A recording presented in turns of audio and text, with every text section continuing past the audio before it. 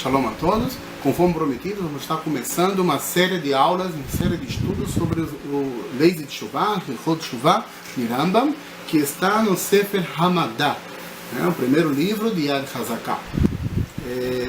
E vamos começar a primeira aula com uma aula introdutória, e em seguida vamos tratar os temas da Halachá, como devido e apresentados. Primeiramente vamos tratar sobre o que é esse livro, o que é essas leis de Teshuvah e por que estão justamente no Sefer Hamadá. Sabemos que Rambam é conhecido como um dos maiores legisladores da fé judaica, é o autor do Mishneh Torah, Yad Hazaká, e é mais conhecido, podemos dizer, que por suas leis, do que pelos seus escritos de Emuná, por seus escritos sobre fé.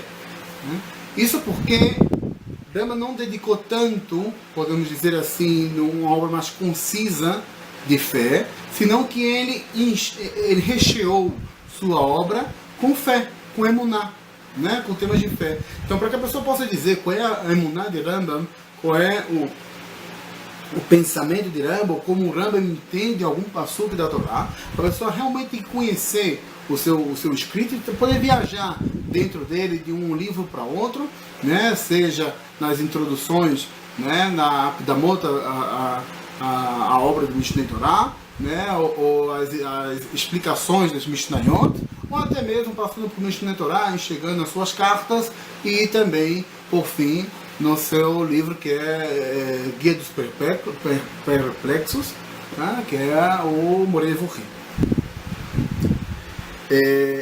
Rambam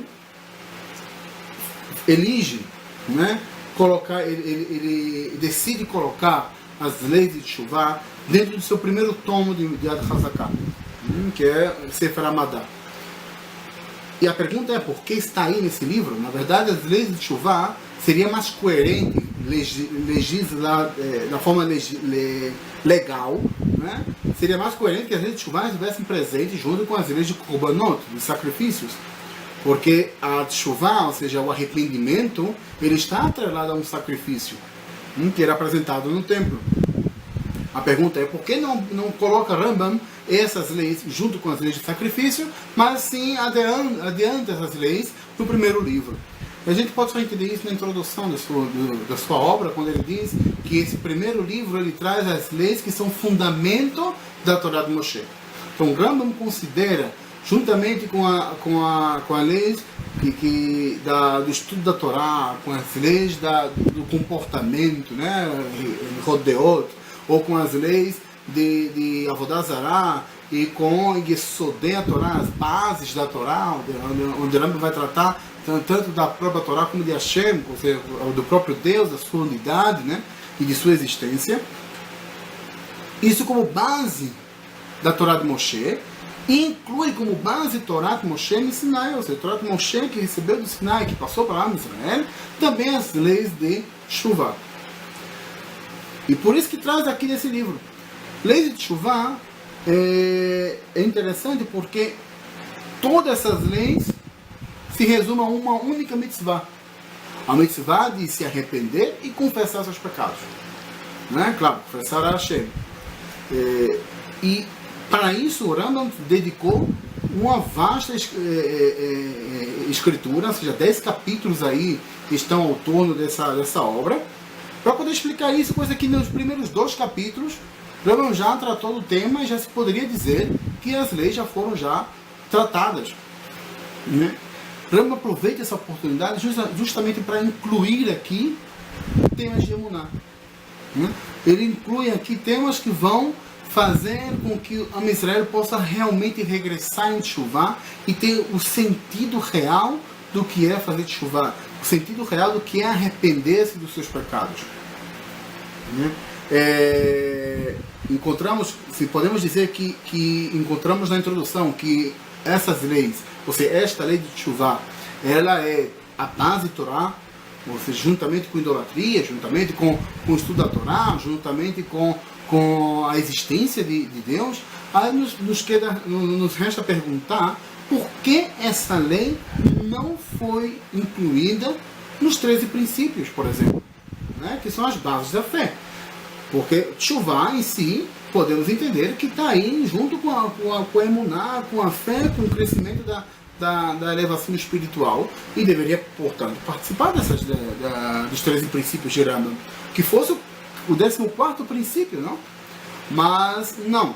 Na verdade, há duas explicações para isso. Uma que seria de que as leis de tshuva, elas sim estão metidas aí nos 13 princípios, mas de uma forma subjetiva.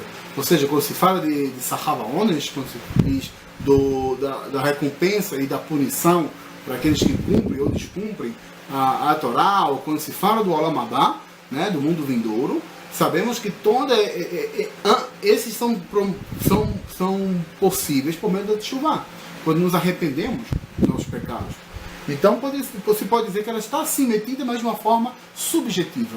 Uma outra explicação seria de que a tshuva, o principal da tshuva, não é tanto a emuná, não é tanto a fé, senão o principal da tshuva é a capacidade do ser humano em escolher entre o bem e o mal, em escolher o que é certo e o que é errado, o que é correto para a sua vida e o que está em desacordo com a Torá e que não serve para a sua vida. É como diz Moshe Rabbeinu, que tem um posto dentro de vós, o bem e o mal, a vida e a morte. Ou seja, escolha a vida, né? É uma mitzvah escolher a vida, escolher o caminho correto. Então, essa escolha, esse poder de escolha se chama livre-arbítrio. E o livre-arbítrio é independente da fé. O livre-arbítrio está distribuído para toda a humanidade, todos os povos, todas as nações, todas as tribos, todas as etnias. Todo ser humano tem a capacidade, independente em que ele creia, né? Independente de crença, ele tem a capacidade de elegir, de escolher entre o bem e o mal. Dessa forma, a questão da tshuva, como a base da tshuva é que a pessoa possa elegir, possa escolher o que é bom, o que é correto e se arrepender do mal que fez. Então, é uma decisão de escolher. Uma pessoa vai escolher em determinado momento da sua vida que ela quer seguir o que é correto. E seguir o que é correto, o que é bom para ela, independente da fé. Por isso que, segundo outra explicação, a leis de tshuva, elas não entram, ou também o livre-arbítrio não entra na contagem dos 13 princípios, né? Nisso, vemos que todo esse livro, todas essas leis de tshuva, que na verdade poderiam ser muito bem resumidas em 2, 3, digamos nos 4 primeiros capítulos, já seria suficiente para tratar totalmente do que são as leis de tshuva. Rambam, ele adiciona, né? Ele aproveita a oportunidade para ensinar qual é a emuná de Israel, né? E ele vai tratar dentro dessa seção que está dentro de Sefer Hamadá, do livro do conhecimento. Dentro dessa seção ele vai tratar 5 pontos, 5 temas, né? Dentro do que são as leis de tshuva, 5 temas importantes para a fé, 5 temas importantes para a emuná de Israel. Um é a tshuva em si, né? A tshuva como um arrependimento, muito embora que a palavra arrependimento seja haratá em hebraico e não tshuva, mas Rambam usa o termo tshuva e não haratá, porque ele usa no sentido de que eu volto atrás das minhas intenções de cometer tal pecado. Então esse é o sentido, né? Por isso que se traduz como arrependimento. Então a primeira delas, o primeiro dos temas é o arrependimento em si, que se trata de que a pessoa deve fazer vidui, né? Deve fazer a confissão dos seus pecados, se arrepender das suas ações e nunca mais voltar a cometer tais ações. Essa é a tshuva.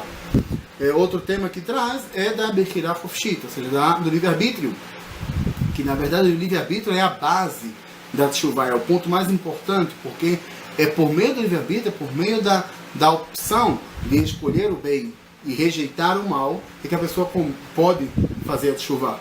né? Se as pessoas tivessem uma vida já predeterminada e que o futuro dessas pessoas já fosse algo já fixado e que não tivesse a possibilidade de mudança, não existiria livre-arbítrio, e não existindo livre-arbítrio, não existe a possibilidade de chuvar. Né? Aquele que nasceria mal, ou aquele que nasceria com tendências a determinados pecados, nunca poderia fazer chuvar desses pecados, porque sua vida estaria, de certa forma, determinada. Né? E Ramba vai muito contra isso, né? E inclusive ele vai em contra o que se diz a astrologia, que na sua época a astrologia era entendida como uma ciência determinante, né? Que determinava realmente não somente as tendências, mas o futuro, né? do indivíduo. E Ramba vai completamente contra essa astrologia. Hoje já existem outras escolas que pensam diferente, né? Que não dizem que a astrologia determina o ser humano ou determina o seu futuro, senão que são tendências. De todas as formas, Rambam se levantou completamente contra, porque ela retiraria a possibilidade do livre-arbítrio. E Rambam traz o livre-arbítrio como um dos 5 pontos de Emuná que são importantes para o conhecimento e para o esclarecimento aqui nesse livro, para que possamos crescer na Emuná, crescer na fé e desenvolver essa fé judaica. O terceiro ponto seria Nihitzut, a teshuvá ou maratá, ou seja, as possibilidades da pessoa fazer teshuvá, quais são as circunstâncias que a pessoa deve fazer a teshuvá e quais são os níveis que a pessoa alcança, né, com essa teshuvá, né, que seja uma teshuvá completa, sincera, né, de coração aberto, né, e que o arrependimento seja verídico, que a pessoa não tenha mais a intenção ou se proponha a não cometer mais tais transgressões, seja elas positivas ou negativas. O quarto ponto a ser tratado é Sahar Vaonesh, que é as recompensas e as punições para aqueles que cumprem ou transgridem a Torá. Sahar Vaonesh, Rambam traz nessas leis, porque são conceitos que permitem que a pessoa tenha esperança numa vida futura. Tem esperança de que as suas ações sejam recompensadas. Não que necessariamente seja o objetivo final do cumprimento das mitzvot, não seja realmente o ideal que a pessoa trabalhe em prol de receber uma recompensa, mas sim que isso motiva, né, devido às debilidades humanas, isso o Rambam vai tratar, como também trata isso também em Akdamah Perek Cherek, vai ser a forma com a qual o ser humano vai poder dizer, olha, eu trabalho em prol de algo, ou seja, eu faço algo também por mim, por Hashem, ou seja, alcanço os meus objetivos. Então, Sahar Vaonesh vem para que possamos ser motivados a cumprir as mitzvot. O quinto ponto é justamente a Avodah Be'ahavá, né? O trabalho por amor, o serviço divino, não pelas recompensas, embora que vai ser tratadas e são promessas da própria Torá, mas que possamos trabalhar a Hashem de coração íntegro, né? de trabalhar, ou seja, de servir a Hashem por Ele mesmo, estudar a Torá por ela mesma, cumprir a Torá por ela mesma e não por nós, não para que recebamos alguma recompensa nisso. Então, nesses 5 pontos, nesses 5 temas, é que vai trabalhar Rambam, não somente na questão da teshuvá, mas numa construção de uma emuná, nessa oportunidade que ele encontra dentro desse livro, que todo esse livro, esse Sefer Amadá, é um livro completamente que trata de emuná. Toda a construção da emuná, ele começa aqui antes de dar início às leis que são da Torá, as leis do Chachamim, nos demais campos que a Torá explora ou que o Talmud vem explorando. Mas sim, no primeiro livro da Yad Hazaká, Rambam dedica justamente esse momento especial para que possamos começar a encarar a Torá, começar a ver a Torá e estudá-la com o sentimento real, com o sentimento verdadeiro do que é o significado do estudo da Torá, né? Então, essa é a introdução. A partir da próxima aula vamos começar a tratar já do primeiro capítulo e vamos tratar cada halachá em si, e esperamos poder concluir todo esse livro, não o livro, digo, todas as leis de Teshuvá, todos esses 10 capítulos. Agradeço a todos, até a próxima aula.